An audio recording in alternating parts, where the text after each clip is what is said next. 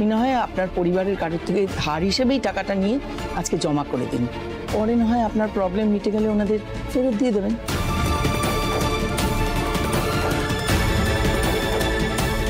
Madam তাহলে আমি এখন আসি, আবার স্কুল অফিস বন্ধ হওয়ার আগে তো ফিরে আসতে হবে। হ্যাঁ, আপনি এখন আসুন।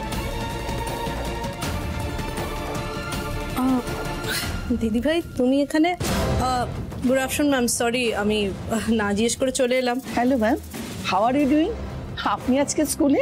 অ্যাকচুয়ালি ওই ঝলমল অনেকদিন অ্যাবসেন্ট হয়েছিল না, ওই আমার জানেনই তো আমাদের ফ্যামিলিতে একটা ট্র্যাজিক ইনসিডেন্ট হয়েছে, ওর জ্যাঠা মারা গেছে।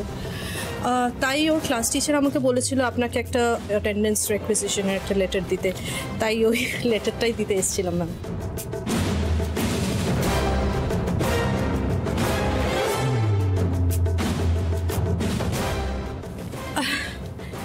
দিদি ভাই তুমি এখানে কেন? কোনো কাজ ছিল? মানে আমাকে বলতে পারতে, আমি করে দিতাম। তুমি আবার এই পরিস্থিতিতে আসতে গেলে কেন? দেখো না কাম্মা, আজকে ফিস জমা দেওয়ার লাস্ট ডেট। মা টাকা দিতে পারবে না বললে ম্যামের কাছে 2 দিন এক্সট্রা টাইম চাইতে এসেছে।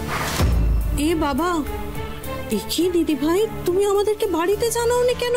মানে আমাদেরকে বাড়িতে বললে তো আমরা কিছু একটা সলিউশন বার করতাম।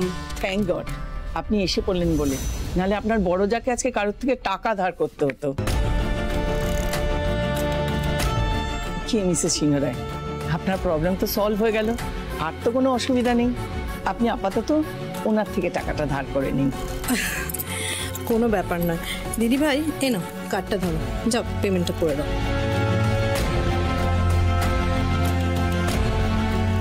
ও সরি, তুমি তো আবার ওই পিন দিয়ে কার্ড পাঞ্চ করে কিভাবে সোয়াইপ করে পে করতে হয় জানো না? না ডোন্ট ওয়ারি, আমি বুঝিয়ে দিচ্ছি তোমাকে।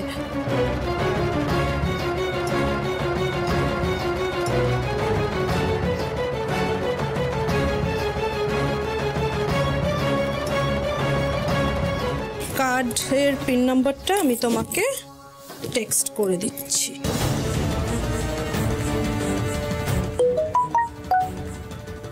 করে দিয়েছি, যাও তুমি পেমেন্টটা করে দাও। ম্যাম আমি মাকে একটু অফিসে নিয়ে যাব? শিওর, কাজ হয়ে গেলে ক্লাসে চলে যাও। Yes ma'am, thank you so much.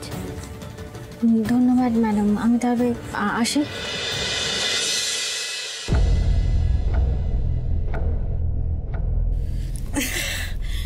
সত্যি মানে ঝিলিকের মাকে নিয়ে না ম্যাম, মানে মাথা খারাপ হয়ে যায় আমার। 15 বছর হয়ে গেল, তাও এখনো কিছু আমি শেখাতে পারিনি। That we can clearly see. দেখ মেয়লি, কে কোথা থেকে কোন ব্যাকগ্রাউন্ড থেকে আসবে ম্যাম সেটা নিয়ে বক্তব্য রাখাটা ঠিক না। হতে পারে উনি গ্রাম থেকে এসেছেন, কিন্তু